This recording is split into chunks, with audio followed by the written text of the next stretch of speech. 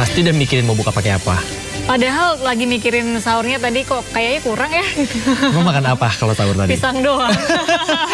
Ini Bayu makan apa emang? Gimana ya makan pisang doang? Saya alhamdulillah makan ayam. Alhamdulillah ayamnya masih hidup atau enggak dong, udah tiada ayamnya, alhamdulillah ya. Tapi ini ayam disambel sih, bukan disabung. Bukan disabung, soalnya ada peristiwa penyambungan ayam di Lampung ya Bayu ya. Itu dia, bukan hanya sabung ayam aja, di mana judi sabung ayam ini juga akhirnya mengakibatkan ada 3 anggota kepolisian yang gugur dalam penggerebekan. Yes, mereka sedang bertugas menjalankan tugasnya dan ini diduga pelakunya adalah oknum TNI. Apakah benar begitu? Kita masih belum tahu ya. Masih belum tahu, cuma tadi informasi terakhir sih memang 2 dari pelaku ini sudah berhasil diamankan. Siapakah 2 pelaku itu? Penasaran? Masih dalam proses penyelidikan. Penasaran? Anda bertanya-tanya? Iya. Nah, tentunya Anda harus menyaksikan terus Sindo Today yang merupakan program yang akan menghadirkan informasi-informasi terhangat hari ini. Bersama saya Bayu Pradana. Dan saya Galuh Pandu. Sebelum kita memulai seluruh rangkaian Sindo Today, redaksi kami telah menyiapkan 3 berita pilihan. Ini dia.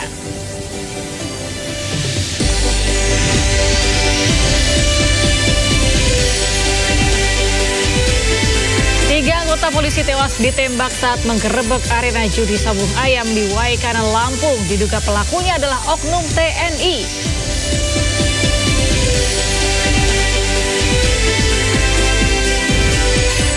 Kekhawatiran berlakunya lagi dui fungsi ABRI menjadi titik kritis masyarakat dalam revisi UU TNI.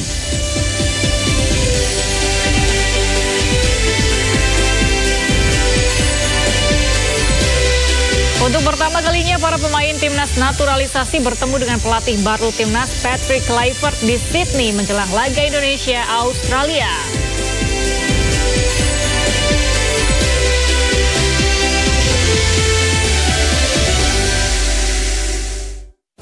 Ragam informasi akan kami hadirkan dari mulai kriminal hingga olahraga pemirsa. Namun kita ke informasi yang pertama, kita awali dari kebakaran yang melanda sejumlah kios pasar Poncol kawasan Senen, Jakarta Pusat. Puluhan unit damkar dikerahkan untuk memadamkan api.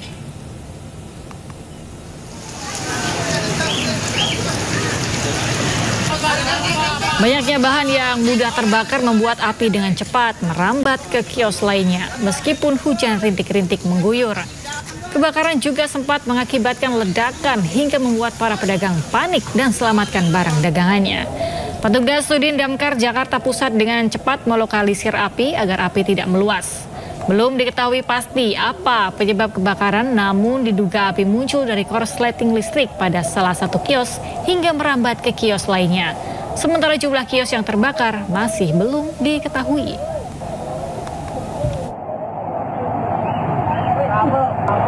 Informasi lainnya pemirsa, angin puting beliung memporak-porandakan 105 rumah di Kabupaten Indramayu, Jawa Barat. Ya, selain itu puting beliung ini juga merusak sejumlah bangunan di Batam, Kepulauan Riau hingga membuat 1 orang terluka.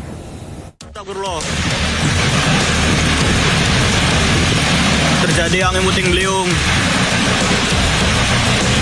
di Bugis Pasar. Angin puting beliung menerjang permukiman warga di Desa Bugis, Kecamatan Anjatan, Kabupaten Indramayu. Kencangnya tiupan angin membuat bangunan rusak dan atap rumah berterbangan. Sebelum menerjang permukiman, warga juga sempat merekam pusaran angin puting beliung yang berputar-putar di atas langit. Meski tidak ada korban jiwa, sebanyak 105 rumah warga rusak. Bahkan 35 rumah diantaranya ambruk rata dengan tanah. Pasca kejadian, sejumlah warga bergotong royong membersihkan dan mengais barang-barang yang masih bisa diselamatkan. Kita kan masih nunggu beduk maghrib ya, gitu. Terus anak-anak juga masih ada di dalam tiduran karena puasa. Tiba-tiba ada angin kencang, mulai pada jatuh nih. Brak, brak, brak, brak. Wah, anak-anak lari. Saya juga ikut lari, bingung kan Pak, ngumpet di mana. Begitu saya mau keluar nih, angin udah muter Pak.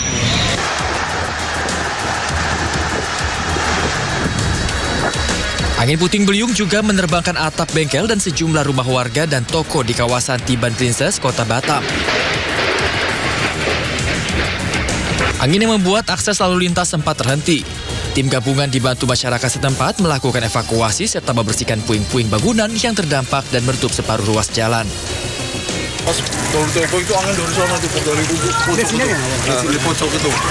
Anginnya itu gulung-gulung itu gelap banget sampai berterbangan itu atap-atap rumah. Nampaknya hanya kerugian material, puji Tuhan, hanya kerugian material, tidak ada kerugian korban manusia.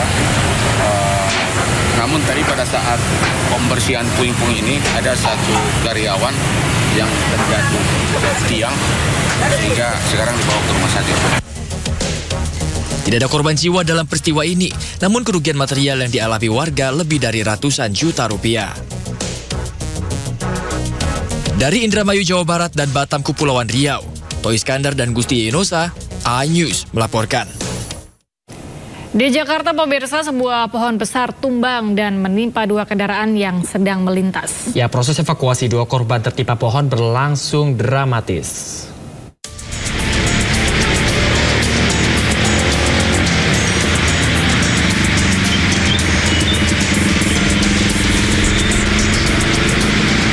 Hujan deras disertai angin kencang membuat sebuah pohon besar di Kebon Siri, Menteng, Jakarta Pusat tumbang. Pohon tumbang menimpa sejumlah kendaraan yang melintas. Proses evakuasi berjalan dramatis. Besarnya pohon tumbang menyulitkan proses evakuasi. Petugas akhirnya berhasil mengevakuasi dua korban dari dua kendaraan yang berbeda. Keduanya luka ringan dan langsung dibawa ke Rumah Sakit Budi Kemuliaan Jakarta untuk mendapatkan perawatan medis.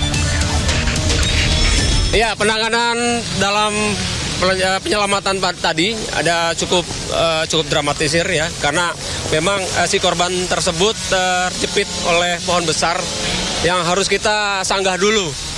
Pohon besar itu jangan sampai si korban akan mengalami cedera yang lebih parah lagi. Korban terdiri dari dua, laki-laki semua. Alhamdulillah sudah kita tangani dan dibawa ke Rumah Sakit Budi. Pohon tumbang yang menutupi dua jalur membuat arus lintas dialihkan sementara. Dari Jakarta, Salam Rahmat, Yudi Richard, iNews melaporkan.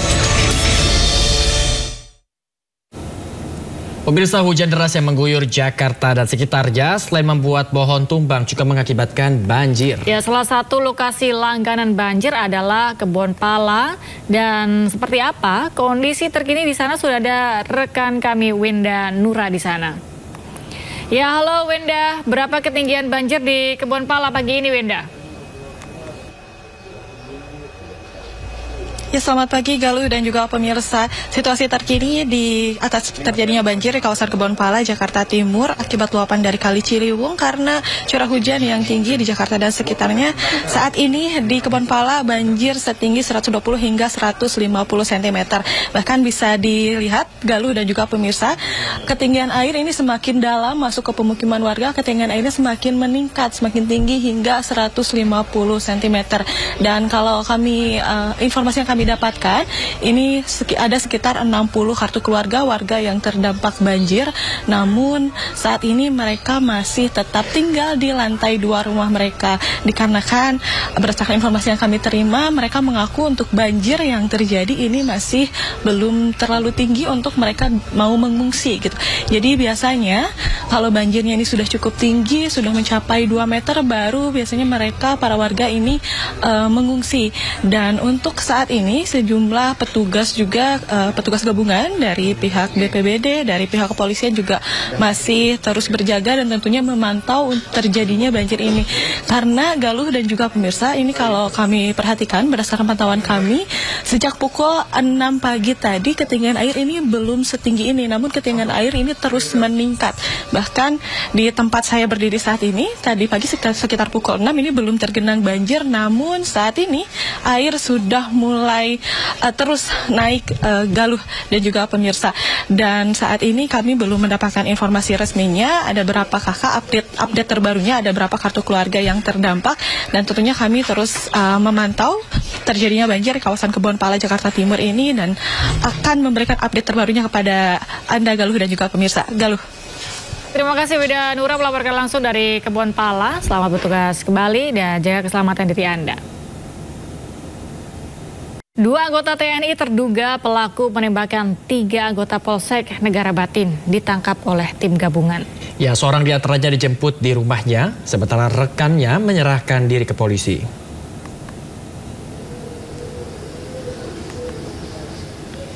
Penangkapan SB, terduga pelaku penembakan 3 anggota polisi ini mengundang perhatian warga Kampung Negara Batin RT 01 RW 08 pada Senin malam. SB yang merupakan anggota TNI aktif dijemput Denpom AD di rumahnya. Saat penangkapan, SB masih mengenakan kaos loreng dan langsung digiring ke mobil petugas. Sementara seorang terduga lainnya, LB, lebih dahulu menyerahkan diri ke Mapolres Waikanan.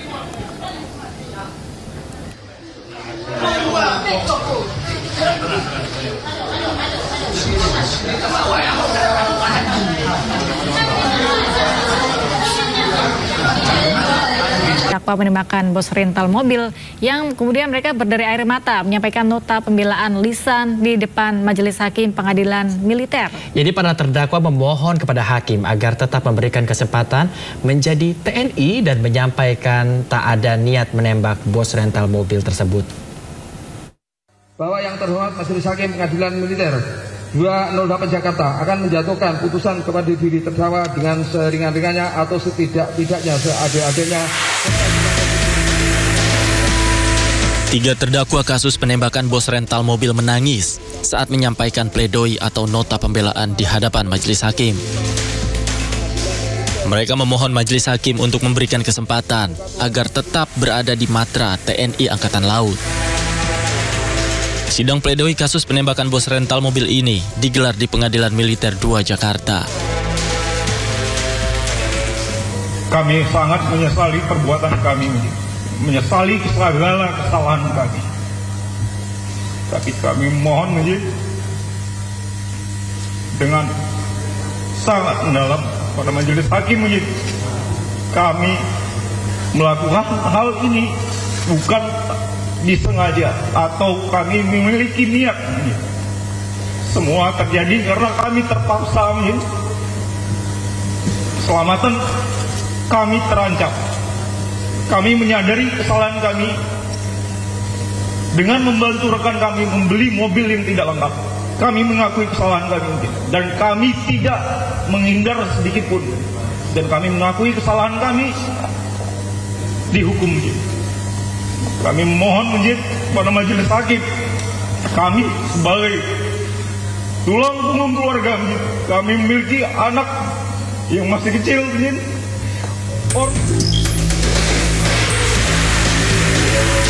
Selain sampaikan nota pembelaan secara lisan, kuasa hukum para terdakwa juga memohon hakim agar membebaskan para terdakwa dari dakwaan auditor dengan mempertimbangkan para terdakwa memiliki loyalitas serta keluarga. Dari Jakarta, Esra Ambarita, Irian Syawahyudi, iNews melaporkan.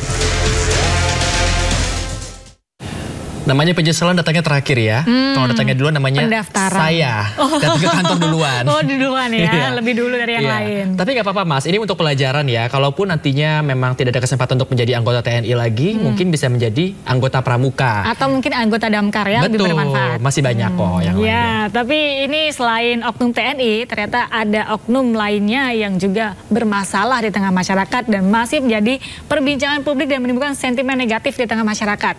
Ini mantan Kapolres Ngada KBP Fajar Widiadharma Lukman kemudian dinyatakan bersalah dalam sidang kode etik Polri terkait kekerasan seksual dan penyalahgunaan narkotika. Atas putusan tersebut, AKBP Fajar Widiadharma Lukman diberhentikan secara tidak terhormat. Sidang kode etik AKBP Fajar digelar di gedung TNCC Mabes Polri Jakarta Selatan Senin pagi. Sidang yang digelar oleh Divisi Profesi dan Pengamanan Polri ini memutuskan AKBP Fajar bersalah dalam kasus kekerasan seksual dan penyalahgunaan narkoba.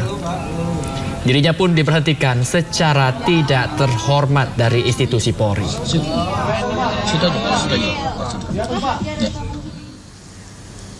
Wujud perbuatan yang telah dilakukan, maka putusan pada sidang KKEP yang pertama terhadap terduga pelanggar, sanksi etika yaitu perilaku pelanggar dinyatakan sebagai perbuatan tercela. Yang kedua, sanksi administratif berupa penempatan dalam tempat khusus selama 7 hari terhitung mulai tanggal 7 sampai dengan 13 Maret 2025 tepatnya di ruang Patsus Biro Provos Divpropam Polri dan telah dijalani oleh pelanggar. Yang kedua, dalam sanksi administratif diputuskan pemberhentian tidak dengan hormat sebagai anggota Polri. Dengan putusan tersebut, kami perlu sampaikan informasi bahwasannya atas putusan tersebut pelanggar menyatakan banding yang menjadi bagian daripada hak milik pelanggar. Nah, kalau oknum yang satu ini rasanya jangan sampai masuk anggota pramuka ya, karena berbahaya. Bahaya. Khususnya buat anak-anak. Jadi masuk anggota lapas aja ya. Boleh. Nah, bicara soal anak-anak yang harusnya disayangi, ini ada juga yang sayang anak, tapi rasanya caranya salah ya. Karena Meriska Wijaya ini terdakwa kasus suap terhadap 3 hakim dan ex-pejabat Mahkamah Agung terkait kasus pembunuhan yang dilakukan anaknya, Gregorius Ronald Tanur, terhadap Dini Sera Afrianti. Ya, tangis sang ibu pun pecah saat melihat Ronald Tanur di ruang sidang dan masih meyakini jika sang anak tidak bersalah. Orangnya saya melarikan dia, jadi saya sangat paham sifat dia. Kalau memang dia salah. Meriska Wijaya, ibunda Gregorius Ronald Tanur, tak mampu menyembunyikan sedihnya saat melihat putranya memberikan keterangan di hadapan Majelis Hakim Pengadilan Tindak Pidana Korupsi Jakarta Pusat. Sang ibu yang juga duduk di kursi terdakwa tak mampu berkata-kata dengan sikap penyesalan yang diungkapkan putranya. Meriska Wijaya sendiri disidang dalam kasus suap atas vonis bebas anaknya dalam kasus pembunuhan terhadap Dini Sera Afrianti. Dalam keterangannya, Ronald Tanur mengaku menyesal karena telah menyeret sang ibu dalam kasusnya. Namun Ronald mengaku tidak mengetahui kasus suap terhadap 3 hakim Pengadilan Negeri Surabaya. Sementara itu, terdakwa Meriska Wijaya masih meyakini jika anaknya Ronald Tanur tidak bersalah terkait kematian Dini Sera Afrianti. Kalau memang Ronald salah, dia memang pantas dihukum. Saya nggak keberatan. Tapi kalau memang dia tidak salah, dia tidak pantas dihukum. Mama sudah memaafkan kamu, Ronald.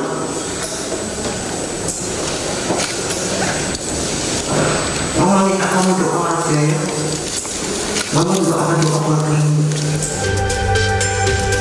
Seperti yang diketahui, dalam perkara ini, ex-pejabat MA terdakwa Zarof Richard didakwa terlibat dalam pemufakatan jahat dengan membantu pemberian atau janji suap terhadap kasus Ronald Tanur. Pemufakatan tersebut diduga dilakukan bersama penasihat hukum Ronald Tanur, Lisa Rahmat, atas permintaan Meriska Wijaya untuk menyuap Hakim Ketua MA Susilo guna mempengaruhi putusan kasasi kasus pembunuhan Dini Sera Afrianti yang dilakukan Ronald Tanur pada 2024. Dari Jakarta Pusat, Rani Sanjaya, iNews melaporkan. Kembali di Sindo Today, pemirsa, polisi menangkap salah satu anggota geng motor yang mengeroyok juru parkir di minimarket di Kecamatan Cimaung, Kabupaten Bandung, Jawa Barat. Pelaku berinisial DK tidak berkutik saat ditangkap. Pelaku ditangkap 3 jam setelah kejadian pengeroyokan juru parkir minimarket pada Minggu malam. Selain itu, polisi juga mencari anggota geng motor Briges lainnya yang ikut mengeroyok juru parkir. Salah satunya dengan menggeledah markas anggota geng motor itu yang berada di Kecamatan Cimaung dan di Kecamatan Katapang. Di dalam markas ini petugas menemukan sebuah bendera besar dengan lambang Briges, botol minuman keras, knalpot brong, hingga senjata tajam. Tidak hanya itu pemirsa, petugas juga mengamankan seorang anak di bawah umur yang menghalang-halangi proses penyelidikan petugas dengan cara mengirim pesan singkat kepada salah satu tersangka yang menjadi buron. Jadi dari hasil keterangan saksi yang kita periksa, ini terdapat ada 4 ya, DPC Briges ya, ada dari Soreang, kemudian Katapang, Bale Endah, yang sore itu ikut membagi takjil. Namun untuk pelaku kekerasan atau pengeroyokan ini masih kita dalami dari sekre-sekre yang tadi disebutkan. Tapi semua sekre ini kita lakukan penggeledahan untuk mencari barang bukti atau mencari pelaku.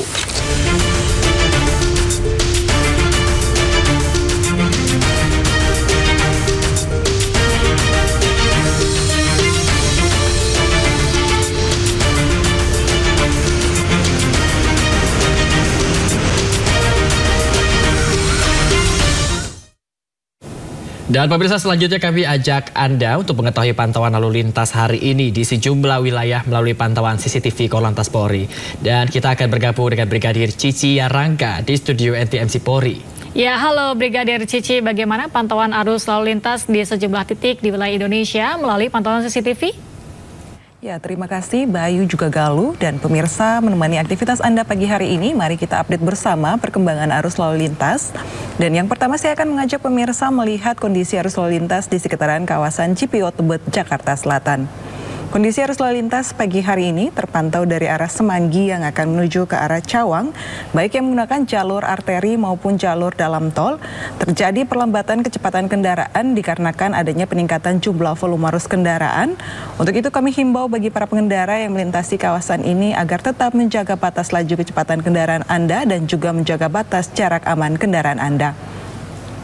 Selanjutnya pemirsa, kita akan beralih ke sekitaran kawasan Pospol Ciawi, Jawa Barat. Arus lalu lintas saat ini dari arah exit tol Ciawi yang akan menuju ke arah Caringin ataupun yang akan mengarah ke arah Tajur hingga saat ini terpantau dalam keadaan relatif lancar. Dan untuk kendaraan-kendaraan dari arah Gadok yang akan menuju ke arah Tajur juga hingga saat ini terpantau dalam keadaan ramai dan lancar. Dihimbau bagi para pengendara untuk antisipasi angkutan umum yang menaik turunkan penumpang pada Terminal Bayangan di sekitaran kawasan ini. Dan selanjutnya kita akan beralih ke kawasan Pospol Citowaru, Surabaya, Jawa Timur. Untuk kondisi arus lalu lintas saat ini dari arah Sidoarjo yang akan mengarah ke arah Surabaya melalui Jalan Ahmad Yani, terpantau kendaraan masih melaju dengan kecepatan normal di kisaran 45 km per jamnya. Untuk itu dihimbau bagi para pengendara agar tetap pada lajur dan jalur yang benar demi menjaga keselamatan dan keamanan bersama di jalan. Dan terakhir pemirsa, kita akan beralih ke sekitaran kawasan Jepanan Ampera, Sumatera Selatan. Untuk kondisi arus lalu lintas di sekitaran kawasan ini dari Jalan Sudirman yang akan menuju ke arah Jembatan Ampera terpantau dalam keadaan ramai dan lancar. Kendaraan-kendaraan mulai didominasi oleh kendaraan roda 2 dan juga kendaraan roda 4. Sedangkan untuk kendaraan dari arah Ampera yang akan menuju ke Jalan Merdeka hingga saat ini pun masih dalam keadaan ramai dan lancar. Dihimbau bagi para pengendara untuk tidak menggunakan bahu jalan ataupun trotoar demi memberikan kesempatan bagi para pejalan kaki yang menggunakan fasilitas trotoar pada sekitaran kawasan ini. Dan pemirsa, berdasarkan data RSMS Korlantas Polri, angka kecelakaan lalu lintas yang kami terima selama 1 kali 24 jam di seluruh Indonesia, bahwa tercatat telah terjadi sebanyak 178 kasus laka lantas dengan rincian 16 meninggal dunia, 13 luka berat, dan 113 luka ringan. Dari 178 kasus laka lantas yang terjadi, 31,9% terjadi karena kecerobohan pengemudi. Dihimbau terus bagi para pengendara, baik kendaraan besar maupun kendaraan kecil, untuk tetap berkonsentrasi saat mengemudi, utamakan keselamatan diri Anda pribadi, tetapi juga keselamatan bersama di jalan. Dan pemirsa, untuk Anda yang ingin mengupdate informasi-informasi seputaran arus lalu lintas, kami siap melayani Anda. Pemirsa dapat menghubungi call center kami di 15669, juga melalui SMS Center di 9119. Dan Anda dapat mengunjungi website kami di korlantas.polri.go.id. Demikian Galuh dan Bayu yang dapat kami bagikan langsung dari studio NTMC Polri bersama saya Brigadir Cici, dan silakan kembali ke Anda di studio. Terima kasih Brigadir Cici Yarangga atas laporannya dari studio NTMC Jakarta. Selamat bertugas kembali dan salam presisi.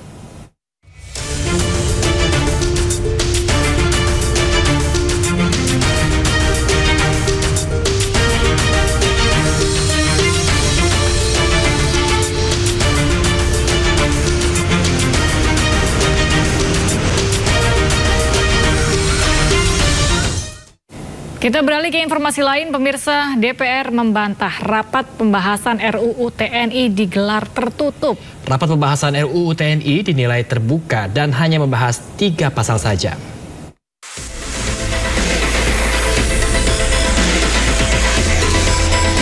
DPR membantah tudingan rapat pembahasan RUU TNI digelar secara diam-diam dan tertutup.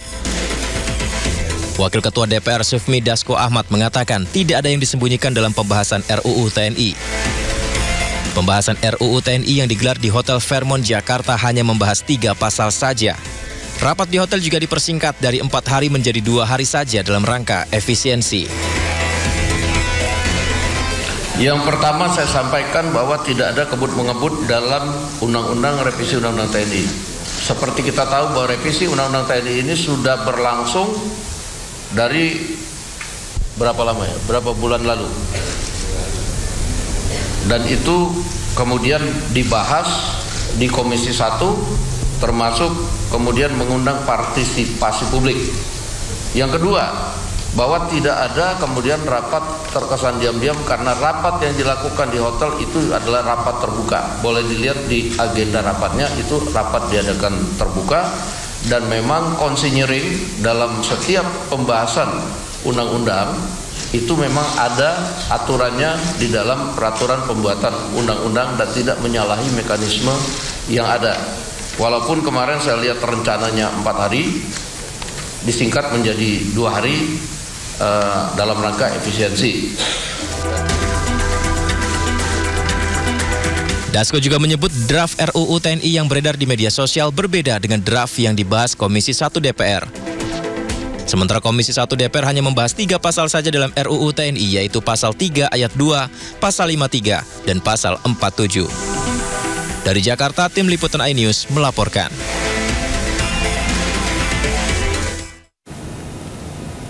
Ya, pemirsa, sebelumnya masyarakat menyoroti revisi Undang-Undang TNI, di mana ini mulai dari pasal yang dibahas hingga rapat pembahasan di hotel yang dinilai tertutup dan ada yang disembunyikan.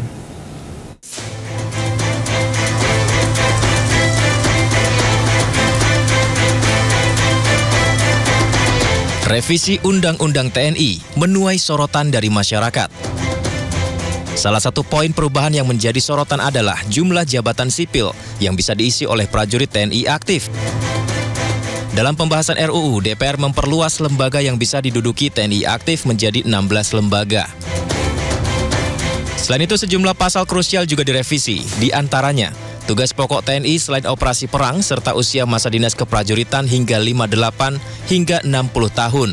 Menanggapi hal itu, Presiden Prabowo Subianto melalui Menteri Pertahanan juga menginstruksikan agar prajurit aktif TNI yang kini menjabat di instansi dan lembaga selain yang diperbolehkan untuk pensiun dini.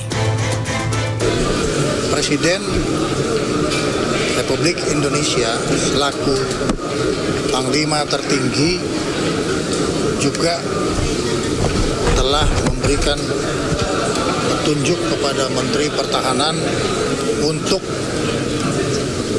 para prajurit TNI yang akan ditugaskan di kementerian dan lembaga itu harus pensiun. Dan kita sebut pensiun dini. Saat ini jajaran Kabinet Merah Putih memiliki sejumlah prajurit TNI aktif. Bila revisi undang-undang ini disetujui sesuai arahan Presiden, maka mereka harus pensiun dini dari keanggotaannya di TNI.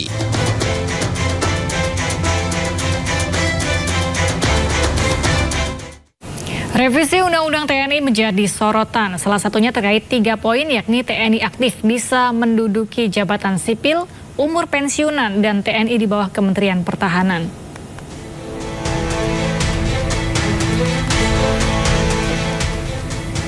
Dalam Undang-Undang TNI sebelumnya, TNI aktif tidak boleh menjabat di kementerian ataupun lembaga sipil sebelum mengundurkan diri. Sementara di revisi Undang-Undang TNI, perwira TNI aktif bisa menjabat di 16 kementerian lembaga, yakni Korbit Polkam, Pertahanan Negara, Setmilpres, Intelijen Negara, dan Sandi Negara. Lemhanas Dewan Pertahanan Nasional maksud kami atau DPN, SAR Nasional, Narkotika Nasional Kelautan dan Perikanan, BNPB dan BNPT. Selanjutnya Keamanan Laut, Kejaksaan Agung, Mahkamah Agung, dan Badan Nasional Pengelola Perbatasan atau BNPB. Tiga poin penting revisi UU TNI, pemirsa. Poin yang kedua menjadi sorotan adalah batas usia pensiun. di Undang-Undang TNI batas usia pensiun Bintara dan Tamtama yaitu 53 tahun dan 58 tahun. Sementara di RUU TNI Bintara dan Tamtama 55 tahun dan bintang 4 usia pensiun disesuaikan dengan kebijakan Presiden.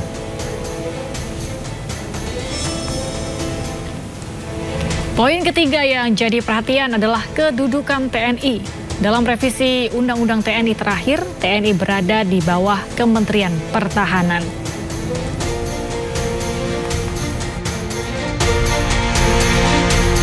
Warga korban penggusuran di kebun sayur Cengkareng berunjuk rasa di depan kantor Wali Kota Jakarta Barat. Aksi unjuk rasa ini berlangsung ricuh karena massa memaksa masuk ke kantor Wali Kota.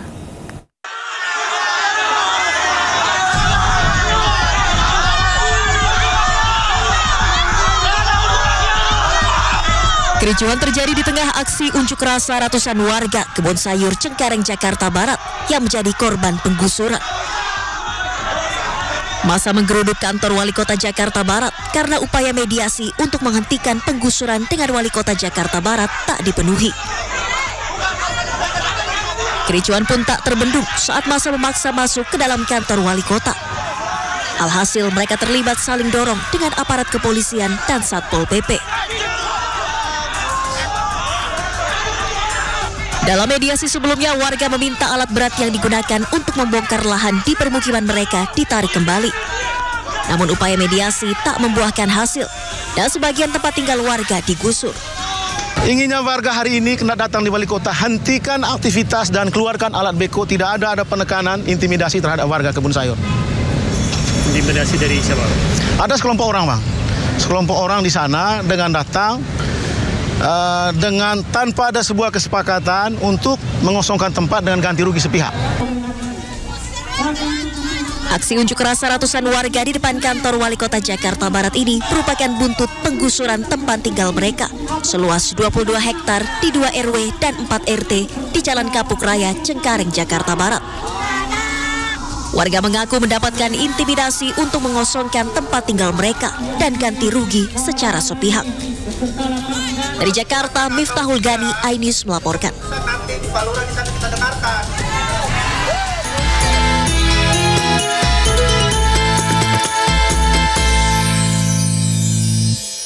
Ya, sekarang kita beralih ke informasi bernuansa Ramadan nih, Bayu dan pemirsa. Ribuan warga berkumpul di lapangan Padang Merdeka, Kuching, Malaysia untuk menikmati serunya berbuka puasa bersama. Jadi mereka datang sambil membawa tenda atau tikar dan menikmati makanan yang dibawa dari rumah bersama teman dan juga keluarga mereka.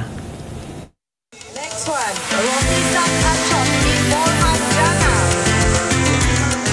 Juk Berampeh Sungkeh atau Ayo Buka Puasa Bersama merupakan kegiatan buka puasa bersama yang digelar pemerintah Sarawak, Malaysia sejak 2023 di lapangan Padang Merdeka, Kuching. Ribuan pengunjung dari berbagai daerah dan kalangan berkumpul dengan membawa tenda atau tikar. Sambil menikmati aneka hiburan seperti pentas musik dan door prize, mereka asyik bercengkrama satu sama lain. Begitu azan maghrib berkumandang, mereka langsung menyantap menu berbuka puasa yang mereka bawa dari rumah. Ada juga makanan yang dibagikan gratis kepada pengunjung, yakni bubur lambok dan minuman manis yang dingin dan menyegarkan. Suasana dalam bulan puasa tu meriah lah, especially ada event macam tu kan, nampak meriah, makin meriah. Ini first time kah event macam ni atau setiap tahun ada? Setiap tahun ada, tapi kakak baru join hari tu. Pengunjung juga mendapat siraman rohani dari sejumlah penceramah yang hadir.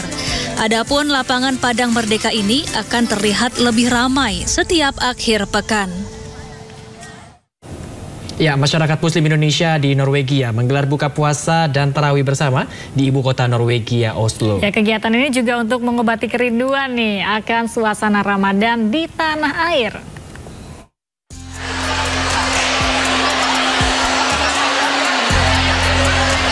Seperti inilah suasana hangat buka puasa dan tarawih bersama masyarakat Muslim Indonesia di Norwegia yang digelar di gedung fasilitas olahraga Bygdehus.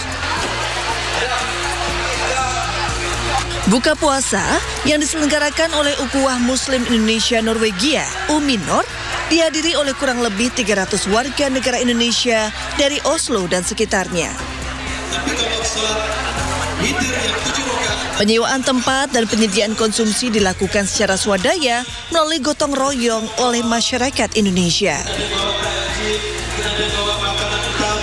Ini adalah kali kedua masyarakat Indonesia di Oslo mengikuti buka puasa bersama bulan Ramadan ini.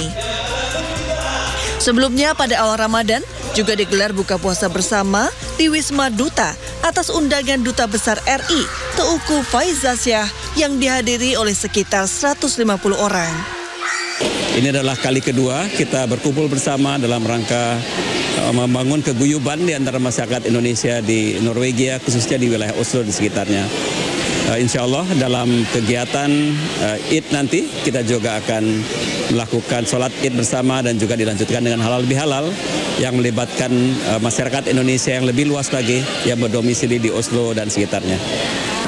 Alhamdulillah, jadi acara buka puasa bersama dan juga sekaligus sholat tarawih ini ibarat tradisi ya bagi UMINOR. Kami ingin memberikan suasana yang serupa lah ya dengan kondisi di tanah air ya. Selain untuk beribadah, kegiatan ini juga menjadi ajang silaturahmi sesama warga Indonesia yang tinggal di Norwegia. Serta mengobati kerinduan akan suasana Ramadan di kampung halaman di tanah air. Pada musim libur Lebaran 2025, Menteri Pariwisata Widianti Putri Wardana memproyeksi pengunjung Taman Marga Satwa Ragunan diperkirakan mencapai 600.000 orang. Bicara Ragunan sih jadi sesuatu nih ya. Iya. Tapi menurutnya Taman Marga Satwa Ragunan merupakan salah satu destinasi wisata pilihan bagi masyarakat Jakarta dan sekitarnya. Menteri Pariwisata Widianti Putri Wardana meninjau Taman Marga Satwa Ragunan, Jakarta Selatan untuk memastikan kesiapannya dalam menyambut wisatawan saat libur Lebaran. Widi mengatakan peninjauan destinasi favorit masyarakat tersebut untuk melihat langsung tingkat kebersihan dan sarana pengolahan sampah berjalan dengan baik di Taman Marga Satwa Ragunan. Widi menyampaikan kebersihan dan keberlanjutan lingkungan di destinasi wisata berperan sangat penting dalam menciptakan pengalaman wisata yang nyaman dan menyenangkan, terutama menjelang liburan Idul Fitri. Hal ini juga sejalan dengan program Kementerian Pariwisata, yaitu Gerakan Wisata Bersih yang tak hanya mendorong kebersihan, tetapi juga mewujudkan destinasi yang ramah lingkungan dan berkelanjutan. Tadi saya telah meninjau sejumlah lokasi di Taman Marga Satwa ini yang umumnya menjadi titik padat para pengunjung seperti loket, pusat informasi wisatawan, dan titik atraksi satwa. Kami juga melihat toiletnya tadi, toiletnya sangat bersih, ada fasilitas menyusui juga untuk ibu menyusui, kemudian toilet untuk disabilitas. Widi menambahkan di masa libur Lebaran, Taman Marga Satwa Ragunan merupakan salah satu dari destinasi wisata di Jakarta yang menjadi pilihan wisatawan. Widi menyebutkan setiap harinya destinasi ini dikunjungi oleh rata-rata 125.000 wisatawan dan angka ini kemungkinan akan melonjak signifikan di masa libur Idul Fitri yang diperkirakan mencapai 600.000 orang.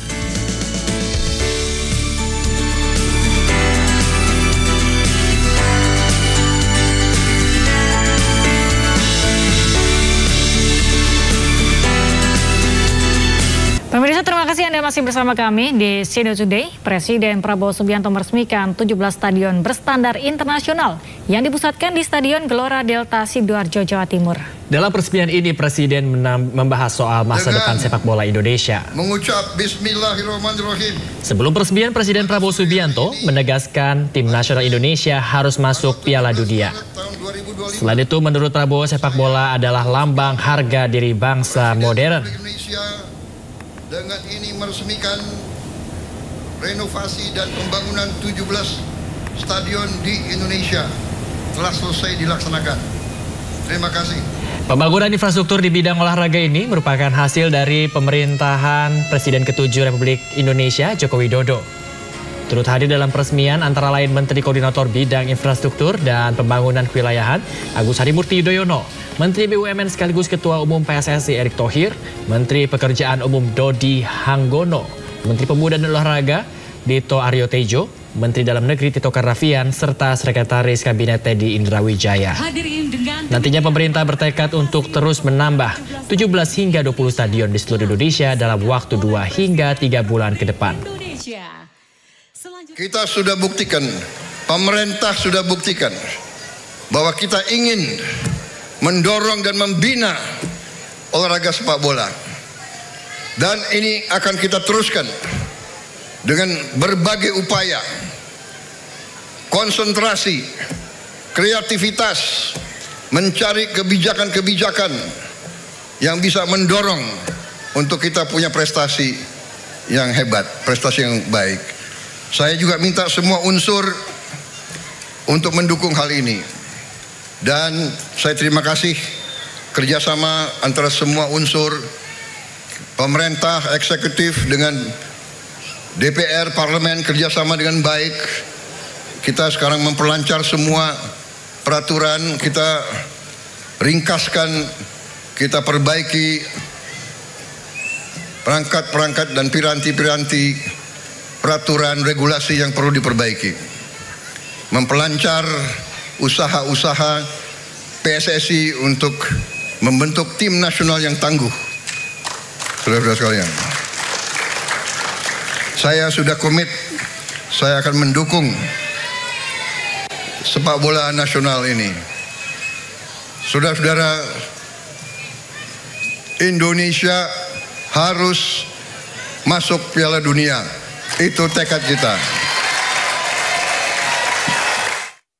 Pelatih Timnas Indonesia bersama sejumlah pemain telah tiba di kota Sydney, Australia. Ini pertama kalinya pemain timnas seperti Tom Haye, Sandy Walsh, dan Justin Hubner bertemu dengan pelatih baru timnas Patrick Kluivert.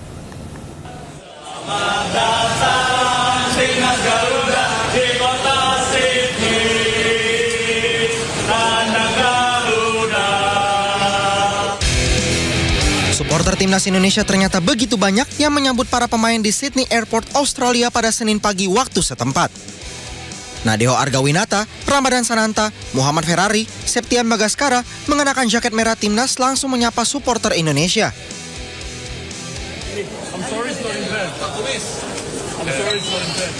Para supporter tetap setia menunggu hingga datangnya Sandy Walsh.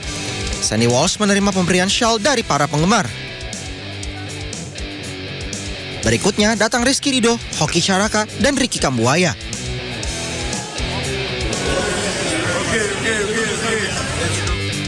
Patrick Kluivert dengan jasnya dan kacamata hitam pun menyapa penggemar di bandara. Kluivert juga menerima shawl dari supporter.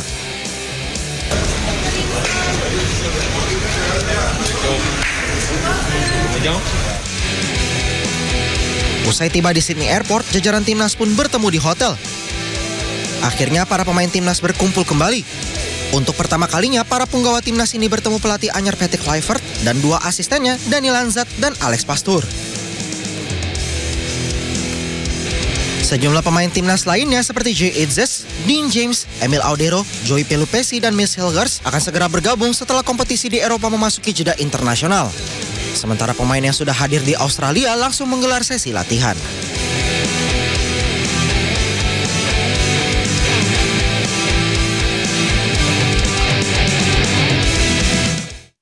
Dalam pertandingan kualifikasi Piala Dunia antara Timnas Indonesia melawan Australia dan Bahrain, sejumlah supporter ramai berburu jersey vintage atau jersey klasik Timnas Indonesia. Ya, tidak hanya jersey Timnas, ribuan jersey legendaris juga dipamerkan dalam sebuah pameran jersey vintage yang digelar di salah satu mall di Jakarta.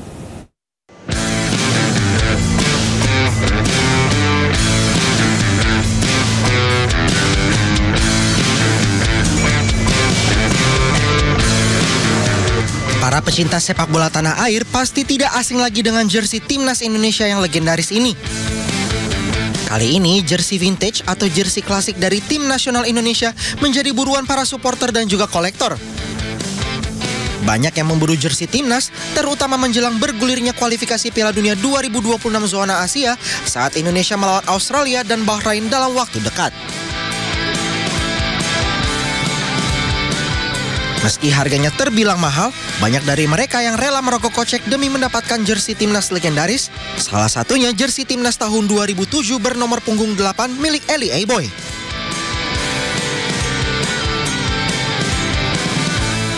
Iya, karena kan ntar lagi mau kualifikasi World Cup juga ya, lawan Australia sama lawan Bahrain. Jadi rencananya di sini mau nobar juga nih pakai ini, gitu. Iya, buat nonton juga di GBK. Iya. Mas, kalau boleh tahu harganya sendiri berapa? Ini kalau nggak salah sekitar 5 jutaan ya. Cukup mahal juga ya. Tapi worth it nggak Mas untuk harga segitu dengan jersey kayak ini? Worth it sih, worth it. Karena ini memang klasik banget ya, vintage. Ini nyariin dari dulu nih, ya. Di event ini banyak. Saya kemarin melihat di depan mata saya ada kawan saya juga beli jersey timnas yang lama-lama. Kalau saya lihat ada mungkin 40-an lah ada di sini. Buat nonton ya? Iya, buat persiapan nobar lawan Australia sama lawan Bahrain ntar di GBK. Jadi bagaimana? Apakah Anda sudah menyiapkan jersey untuk menyaksikan timnas Indonesia melawan Australia dan Bahrain nanti? Dari Jakarta, Ahmad Muharlin, iNews melaporkan. Dan pemirsa, informasi tadi mengakhiri Sindo Today hari ini. Dan tentunya Anda bisa mendapatkan informasi terkini dan terbaru melalui portal yang menghadirkan berita daerah, berita nasional, bahkan berita internasional lengkap di sindonews.com. Akhirnya mewakili kerabat kerja yang bertugas, saya Bayu Pradana. Dan saya Galuh Pandu pamit undur diri. Terima kasih dan sampai jumpa.